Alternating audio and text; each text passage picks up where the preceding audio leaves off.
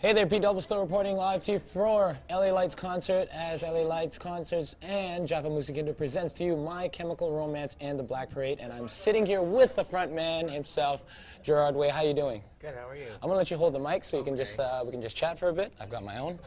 First of all, how's your tour been so far? Because I know you just got in from Hong Kong and this is your first time in Indonesia. Right. How do you feel right now? It's amazing. Yeah. What do you think of Indo? It's really great. I mean, we just got here last night. Right. So.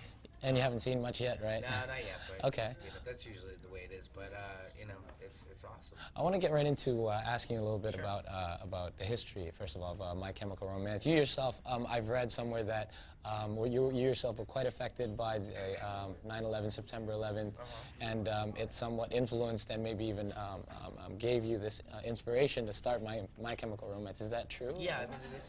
It's true. I think. I'll just come grab. Thank you. Yeah, I mean, it was. Well, what it inspired me to do was to do something very meaningful with my life because the things, what I was doing at the time, I didn't feel that way about it. Right. And it really just kind of forced me to really get off my ass and do something that meant something. So. Okay. And do you find that in My Chemical Romance, and that really brings it out in you? Absolutely. I mean, right away it did too. Like from the very first, couple rehearsals, and absolutely in the first show, the first tour, first record, everything about it automatically made me feel like that. Okay. And this is your third tour that I know of anyway. You've toured with The Offspring and Fall Out Boy during the Warped Tour. Yeah. And you've also toured with Linkin Park on their Project Revolution tour. But you're touring on your own now, and it's been a long tour so far. So tell me the difference. How does it feel touring on your, on your own once and touring with others? I mean, they're both good. It's fun to actually support a band. Because especially a tour like Project Revolution or like Warped, where you're just out with a bunch of bands. Right. It's a lot of fun, and on Project Revolution especially was fun because you had a set schedule, so you knew every day when you were going to play, and you kind of build your day around that. It was awesome. And is there a lot of crowd sharing? Do you find that their crowd really accepted you guys? We took that tour. We took it thinking actually we wouldn't share a lot of the crowd. We actually thought it was going to be a tough fight for us. Okay. We really did, and they really it was amazing. took you in? They really did. Linkin Park's fans really took to this band. I was very shocked and pleasantly surprised. Right. And Linkin Park was great to hang out with. Oh, that's great. I can imagine. They're good dudes. I think they're good dudes. You yourself have now you've been on tour. It started February 2000, so it's been a year. That's a really long tour. No, it started like it's I think actually August. Oh, okay. This is your third leg of the tour? I don't know. It's been a long tour. How does it feel to be on tour for so long? Tell me about it. I mean, you've done the same show, but I mean, everybody else sees it as, wow, it's my first time seeing it. Right, and that's what if you're in the band, you got to keep that in mind. For a lot of people, it's their first time seeing it. So, right. I mean, we love playing, so. Yeah. So you always you get tired, you get a little disconnected when you tour that much. That's the hard part. But playing the show is the easy part. Okay. That's good. And you've had a lot of memorable moments, I'm sure, and you've also had a couple of controversial moments. I read about an in-store performance where somebody threw a cigarette butt. I think there was some guy that.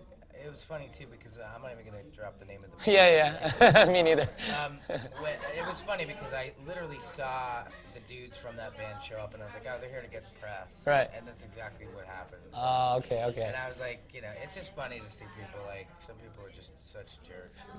But you've had some fun yourself. I mean, you've had you shared an onstage kiss. This is what they do to guys in prison.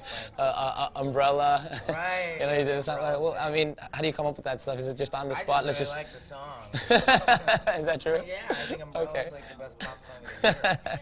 So, it was fun to sing, and I like her range. Like, I usually actually warm up with like Karen Carpenter. Are you serious? She's like a really good range. Okay. Because she has kind of a deep woman's voice. Yeah. I have a higher man's voice, so it's. It almost matches. Yeah, almost. So it's fun to warm up to her, but the Rihanna song was actually really fun to warm up to. Right. Kind of. Really push you. Did people take that as you were making fun of it, or I don't think so. No. I think they were calling it a cover, but I was No. saying like a verse and a chorus. It was just for fun. Right. We're doing lots of stuff on that tour just for fun. But being on the road so long, I understand that your brother took some time off Yeah. when he got married. You yourself married. How is it dealing with married life and being on tour for so long? Well, married life's amazing. Yeah. You know, it's great. I'm just now dealing with kind of like, you know, it's hard because you know you really miss that person, and that's tough. And I've never had that before, so that's interesting. I can imagine. To really, I mean, it's, you know, from being somebody that spends a lot of time out on the road and have always been that way, I'm so used to it. It was a new sensation to kind of be like, oh wow, I really miss this person. Yeah, it almost makes it better. A lot harder to get on the airplanes. Good, that's good to hear. I'm going to talk a little bit about the good and bad stuff as well. You've won numerous awards, especially around 2006 and 2007, and some of it was for Best Band, Best Album, Best Track. But in the same polling, you find that there's also a polling for Worst Band that they include you in. I read that most of them were good, but some of them were bad. How do you manage to get that kind of reaction from people? That some of them love you and some of them, you know, hate you, or some of them love to hate you? I don't know. I don't know how we get it, but I'm like, you know,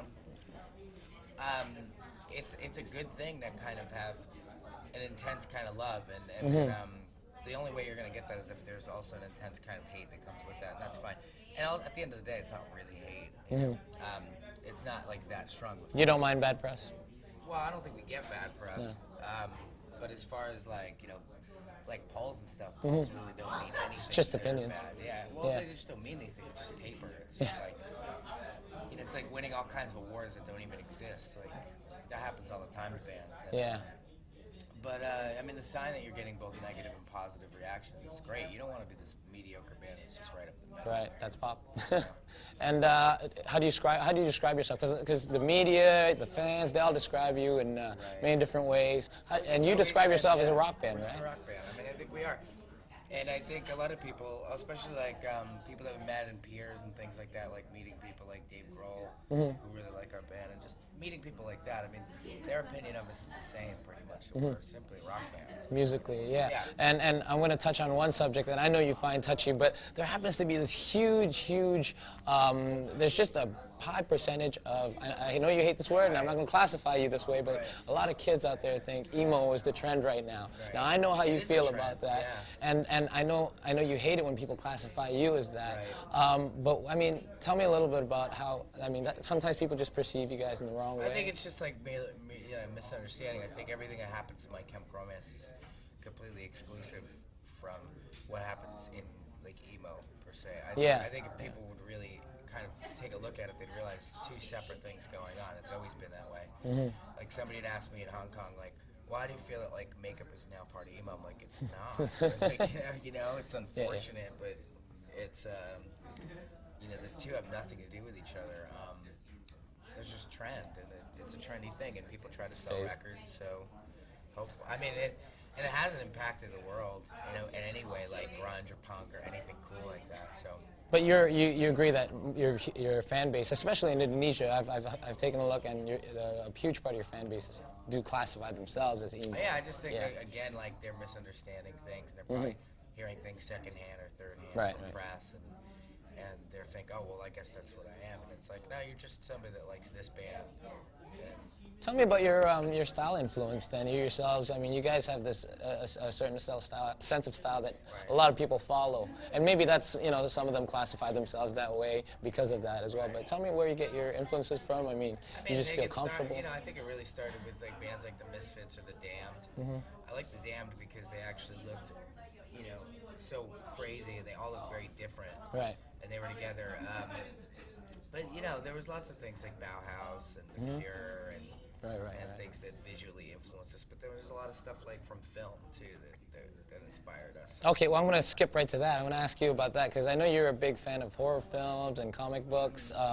Does that have to do with the fact that you released two different versions of the Black Parade with a different text and background? Plus, you had a limited edition, a Japanese version, and the vinyl, was it? The vinyl, we just came out with the vinyl. Yeah.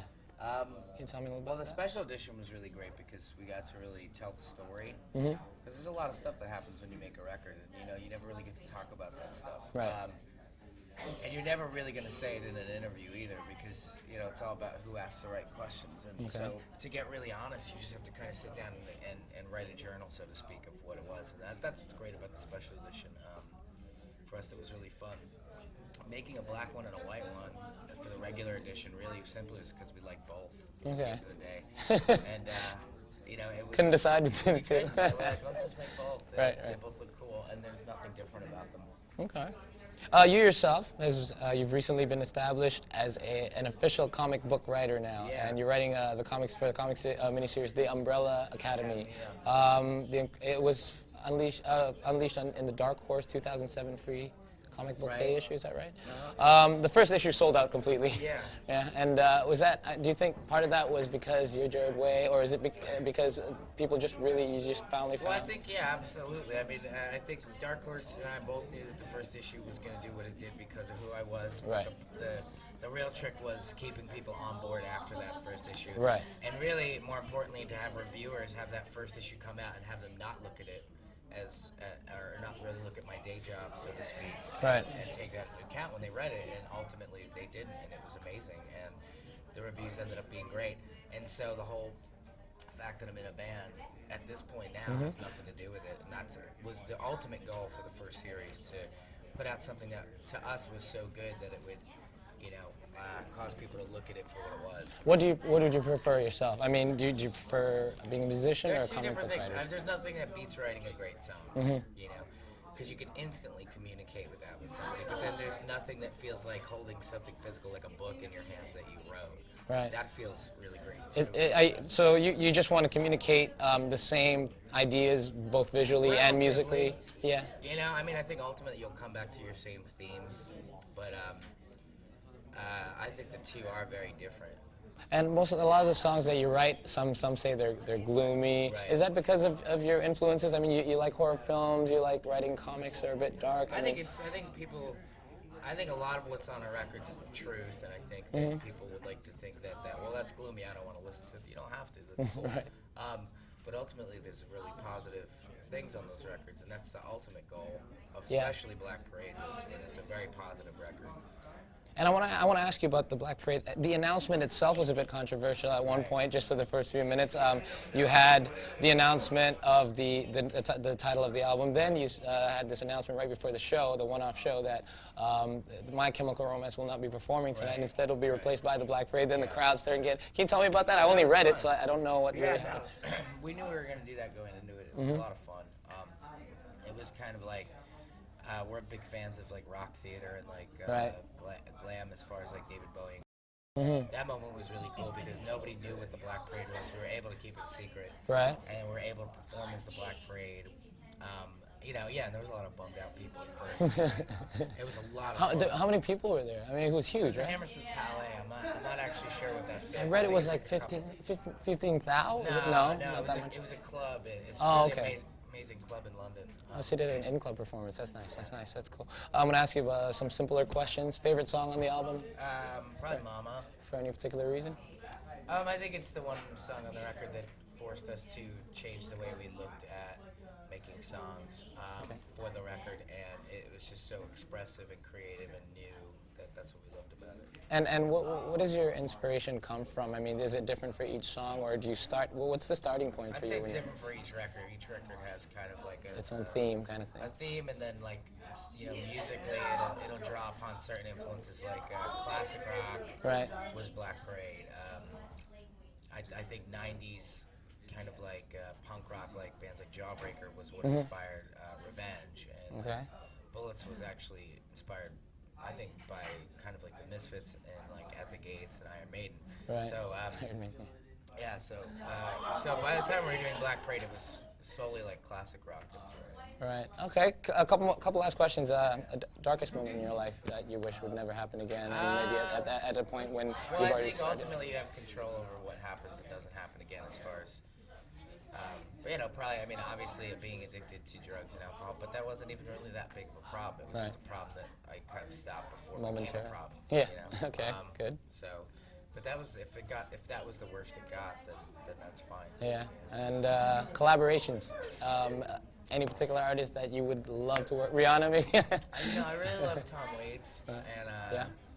I mean, I think he'd be amazing. But I really like Robert Jordan too, who did a play with Tom Waits called The Black Rider, and Right. I think something like that would be ultimately really fun to do a play or to do the music for a play. Awesome, that's awesome. Okay, I've got to close this thing off, but any last words about performing in Indonesia? It's your first show here. What are you expecting? Yeah. Well, I mean, we're expecting it to be amazing. Every single show on this tour has been amazing. We're very lucky to be here, very excited to be here, and really just can't wait to do it. And Indonesia's very excited to have you here. My phone's been ringing off the hook ever since they found out I'd be talking to you. So good luck with the concert, very and much. hope you have a great show and enjoy the rest of the tour. Gerard Way will be back. This is LA Lights concert with My Chemical Romance and the Black Parade. This is P Double. Peace. Thanks a lot. Yeah, no really problem, appreciate man. it. That Nice was talking to great. you. That was